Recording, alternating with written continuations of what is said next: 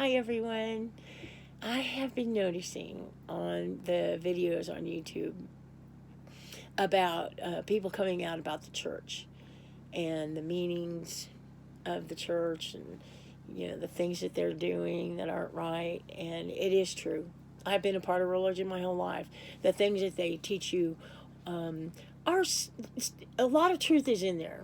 Okay, but, they get you to invite a pagan god into your heart through fear. Oh, you're going to burn in hell forever if you don't believe, And you watch the videos that are out there, and it's Christian people are losing their mind. They're rude and cruel. And I've never met one Christian person who didn't give me their full resume of all the work that they have done in the church.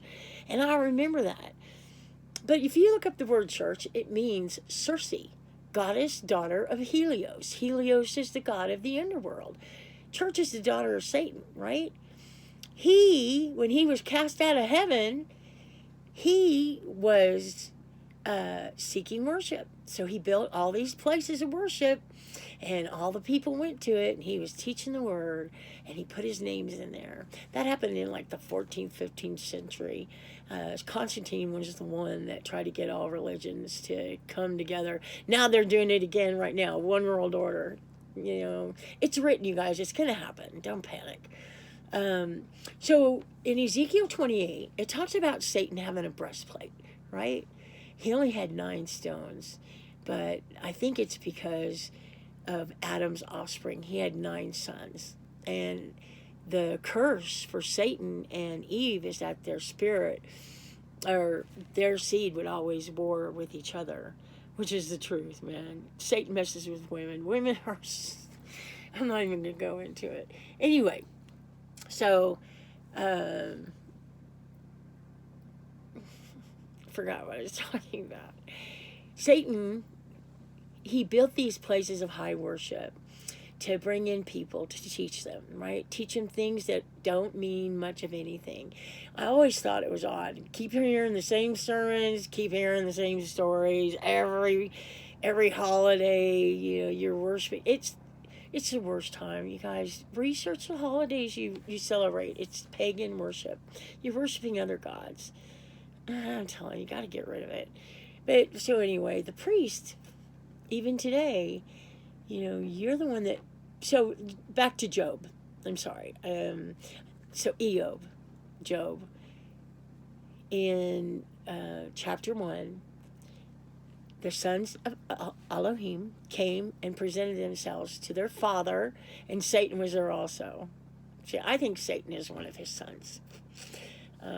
And that's the prodigal son story. It makes me think that. But also, there's a story where Aaron's sons bring a strange fire into the holiest of holies and they die. And Aaron was commanded to put on the garments and pray and atone for the sins of his sons.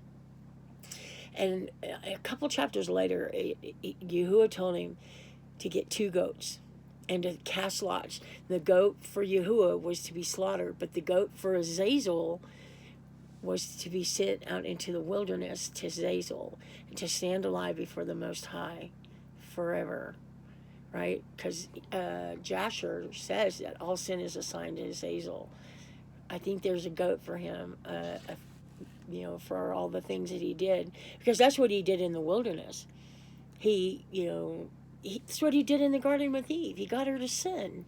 He let her loose to believe something different than what the Father said. And that's what Satan does to all of us. And it's just like, Sarah, if she just would have waited, there would have been no Ishmael. But you do know Ishmael has 12 sons too?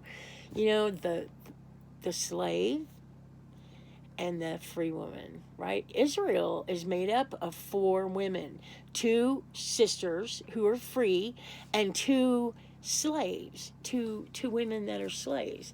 So, slavery's been around forever, you guys. The African people, the black people, were punished because they gave up their first love. I think they're the tribe of Judah. I think that's why they suffered such tragedy in their history. I think it's Because remember, Messiah was of the tribe of Yehuda, and cursed is he who is hung from a tree. And that's what Judas did when he realized he betrayed his Messiah. He went and he hung himself. He took care of the wages of sin is death. First he went to the priest, confessed his sin, gave back the bribe money, and then the priest is like, well, what's that to us? Well, he went and hung himself. He took care of the sin. And see, and that's what people don't realize. Messiah is our high priest. And he came to save sinners, right? Those who don't need a physician don't need him. He came for sinners. He is a priest who atones for the sins of the most, to the Most High. Everyone. Yes, there's going to be punishment. People are going to burn. There's going to be a time of weeping and gnashing of teeth and crying. When people see the truth, they're going to be devastated. Think of a mother who loses her child. It's going to be that kind, or a father too. There's a great weeping that's going to happen because people are going to be like, I never believed it, or I thought I was following him. No, Satan is of this world. Scripture says that those who love this world and things in it cannot be set apart unto the Father because they're of the father, the devil.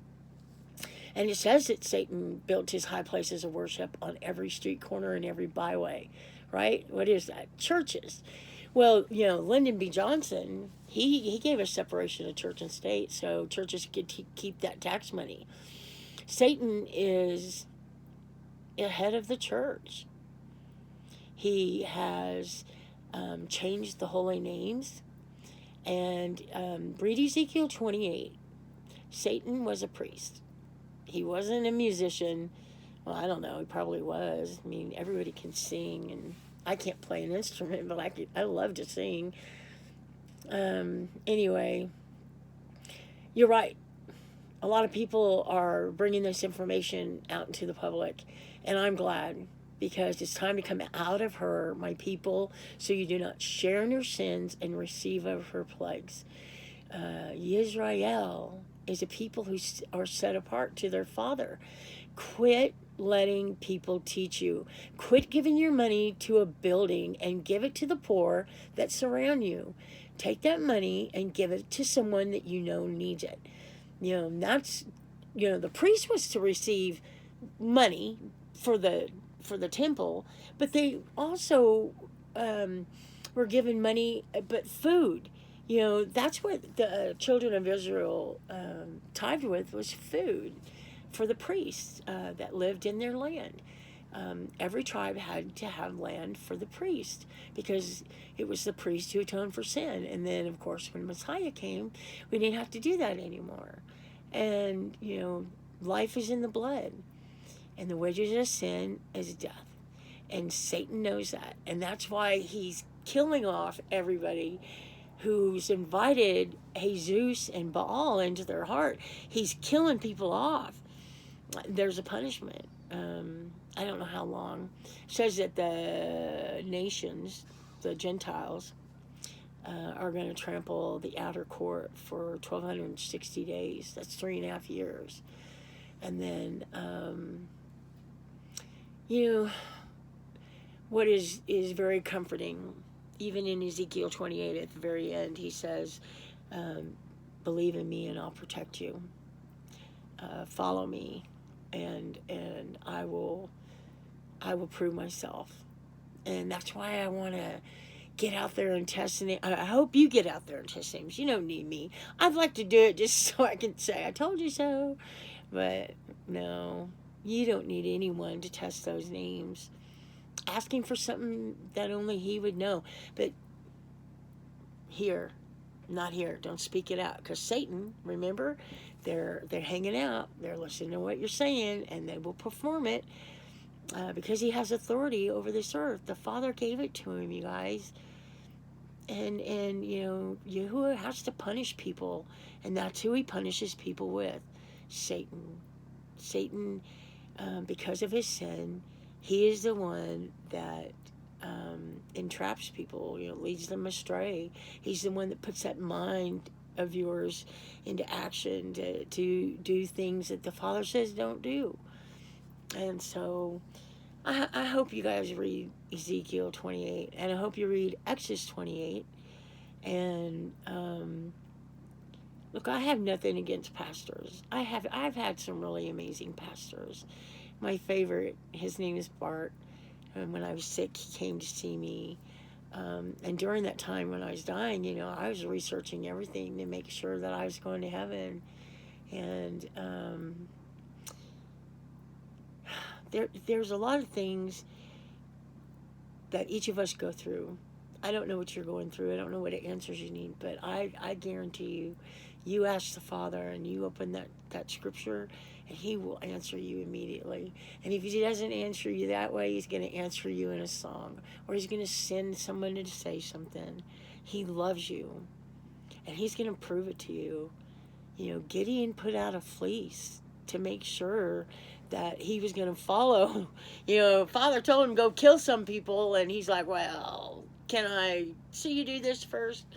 You know, I asked for fire and rain, and it did. He brought fire and rain 4 times. Not the rain, but yeah. Because I don't, you know, I'm like, you're going to show up, right? I'm not going to look stupid out there. But when you call on His name, there's a difference. He starts talking to you. He reminds you of scriptures that you have already. He's already put there, and you don't have to quit assembling with people. Sabbath day, like right now, the Sabbath day is this Saturday.